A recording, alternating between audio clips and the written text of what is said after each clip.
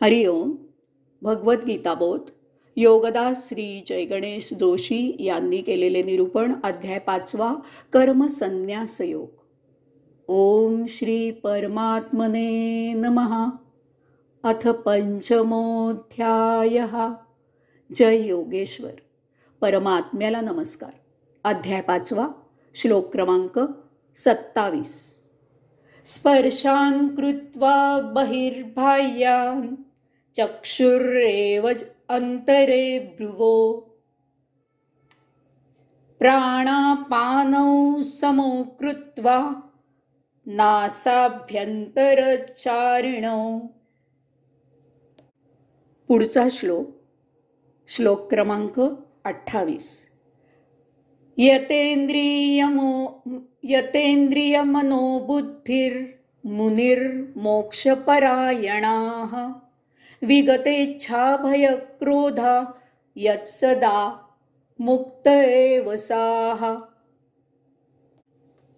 बाह्य गोष्टींना बाहेरच रोखून आणि दृष्टीला दोन्ही भुवयांच्या मध्ये अर्धोन्मिलित स्थिर करून नाकावाटे आत बाहेर होत असलेल्या प्राण आणि अपान वायूला सम करून ज्याने इंद्रिय मन बुद्धी ताब्यात ठेवली आहेत, ज्याने इंद्रिय मन बुद्धी ताब्यात ठेवली आहेत, अशा मोक्षाला प्राप्तच असलेला मुनी इच्छा भय आणि क्रोधरहित असून सदा सर्वदा मुक्त आहे. आता येथे भगवंत श्री 5व्या अध्यायाची सांगता करू लागलेले आहेत. परमात्मा प्राप्तीसाठी बाह्य वस्तुजगत बाहेरच कसे ठेवावे आणि अंतर्मनाची एकाग्रता कशी प्राप्त करावी याचा प्रत्यक्ष वस्तुपाठ माहीत असल्याशिवाय हे तत्वज्ञान आचरणात आणता येणार नाही. यास्तव हे 2 श्लोक फार महत्त्वाचे आहेत. योग आणि संन्यास प्राप्त होण्यासाठी भगवंत श्री येथे साधना सांगत आहेत. हा कर्म संन्यास योग आहे. कर्म करून ते न केल्यासारखे कसे आचरण ठेवावे, त्यासाठी अंतर्बाह्य साधना कशी करावी ते येथे भगवंत श्री सांगत आहेत. स्पर्शान् कृत्वा बहिर्बाह्यान्, बाह्य गोष्टींना बाहेरच रोखून. नित्य जीवनात अनेक गोष्टी घटना होत असतात.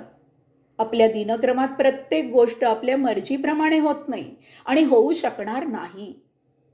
समाजात वावरताना अनेक व्यक्तींचा संबंध येतो.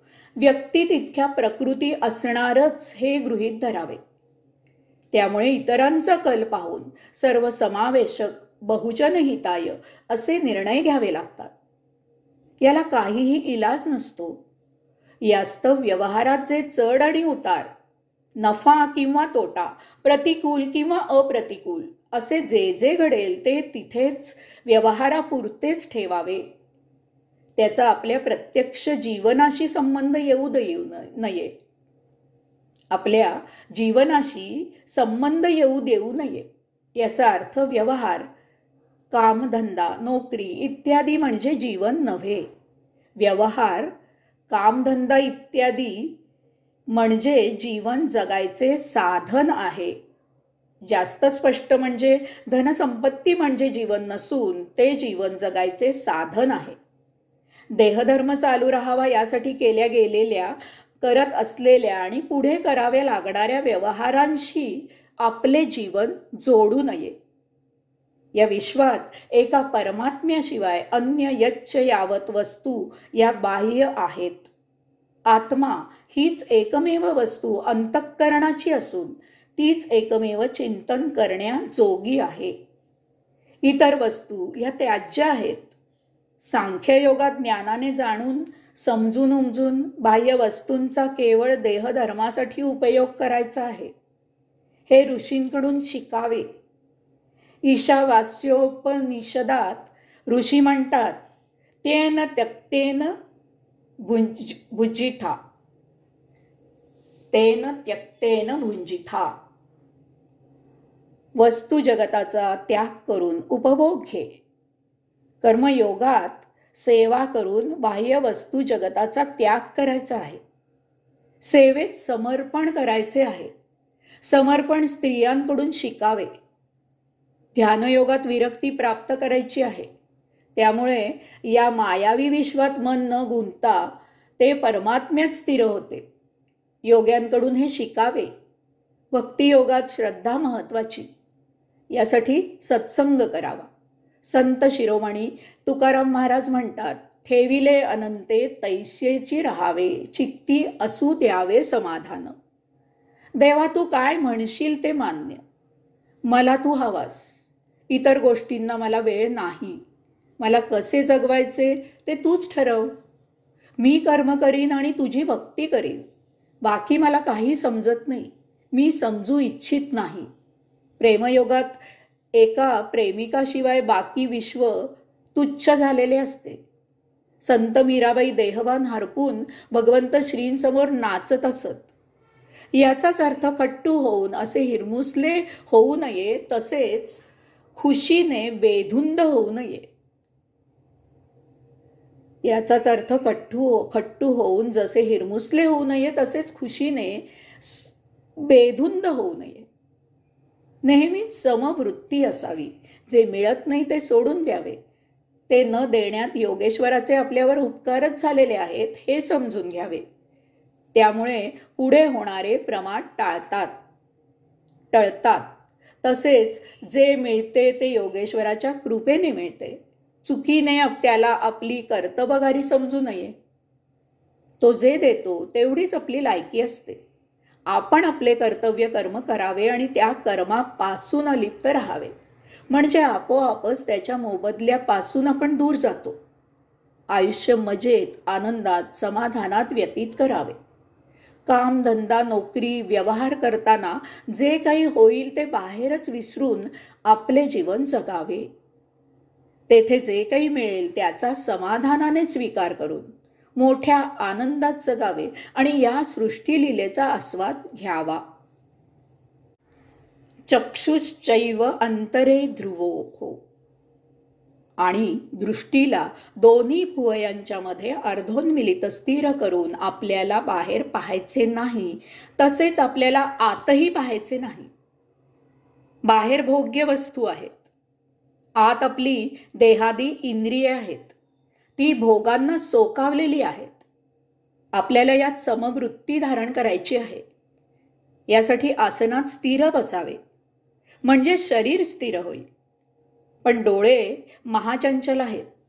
ते जरा कुठे काही हालचाल झाली की लगेच तिकडे फिरतात.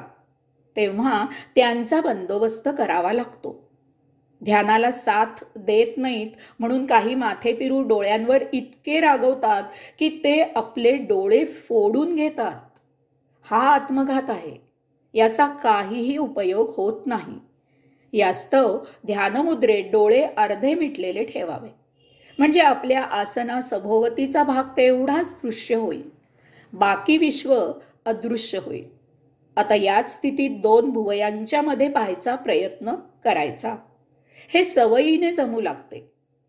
काळोखात आपण हातातील खाद्यपदार्थ तोंडात घालू शकतो.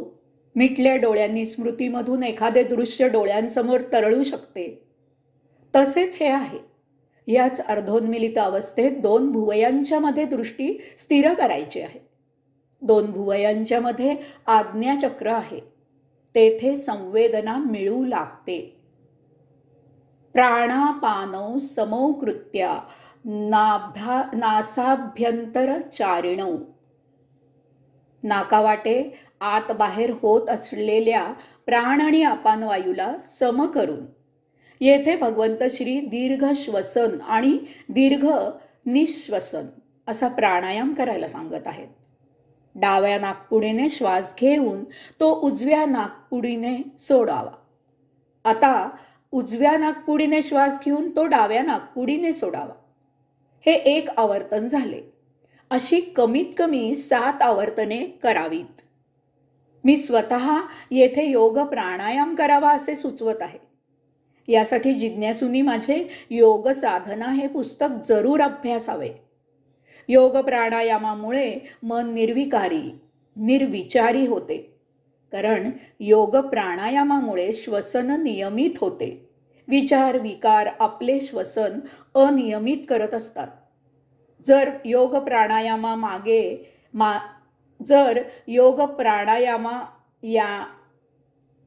योग प्राणायामाने श्वसन नियमित झाले तर स्वाभाविकच विचार विकार निष्प्रभ होतात. त्यामुळे मन स्थिर होते. यतेंद्री यमनो बुद्धी, ज्याने इंद्रिय मन बुद्धी ताब्यात ठेवलेली आहेत. देहादी इंद्रिय स्पर्श सौख्याला चटावलेली असतात. मन भोगांना लालसावलेले असते. बुद्धी परिणामांमुळे यश संपादनामुळे अभिमानाने आणि अहंकाराने भरून येते. परंतु अशा प्रकारे योग साधना केली की देहादी इंद्रिय मन आणि बुद्धी स्थिर होतात. ती आपल्या ताब्यात राहतात. ती आत्मप्रवृत्त होतात. बाह्य वस्तू जगताशी आपल्या देहादी इंद्रियांचा संबंध आपण मानतो. त्यामुळे सारे विक्षेप निर्माण होत असतात. बाह्य वस्तू जगत किंवा देहादी इंद्रिय ही त्यांची ती स्वतःहून काहीही करत नसतात. आपणच त्यांच्याशी सलगी करून संबंध प्रस्थापित करत असतो. त्यामुळे ती त्यांच्या भोग प्रवृत्त स्वभावाप्रमाणे वागतात. जर आपण योग साधना करून त्यांच्याशी विच्छेद घेतला तर ती आत्मप्रवृत्त होतात. मुनिही मोक्ष पारायण, असा मोक्षाला प्राप्तच असलेला मुनी अशा प्रकारे योग साधना करणारा यतेंद्रिय मनोबुद्धी योगी मोक्षाला प्राप्त असतोच. त्याची या इहलोकी भगवंत श्री काळजी घेतात. तो सायुज्यमुक्त होतो. त्याची अवस्था तुका म्हणे आता राहिलो उपकारापुरता अशी होते.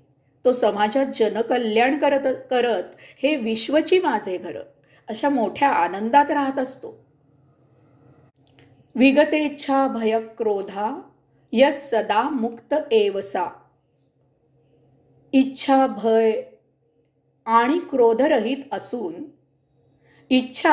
आणि क्रोधरहित असून सदा सर्वदा मुक्त आहे. इच्छा असली की ती पूर्ण होईल की नाही हे भय असते. तसेच इच्छा पूर्ण झाली नाही तर क्रोध येतो. सायुज्यमुक्त योग्याला कसलीही इच्छा नसते. त्यामुळे अर्थातच तो भयमुक्त आणि क्रोधमुक्त असतो. तो सर्व राग लोभ भावभावनांच्या अतीत गेलेला असतो. तो त्या परम आत्मचिंतनात स्थिर असतो. परमात्म्याच्या ओढीने त्यानेच निर्माण केलेल्या या सुंदर विश्वातील सृष्टी सौंदर्याचा, त्या प्रभूच्या लीलेचा मुक्त आस्वाद घेत प्रभूच्या बोलावण्याची वाट पाहत असतो. तो सदा सर्वदा मुक्तच असतो. एक दिवस ते दिव्य द्वार उघडते आणि सायुज्य मुक्त योग्याचा आत प्रवेश होतो. हरिओम.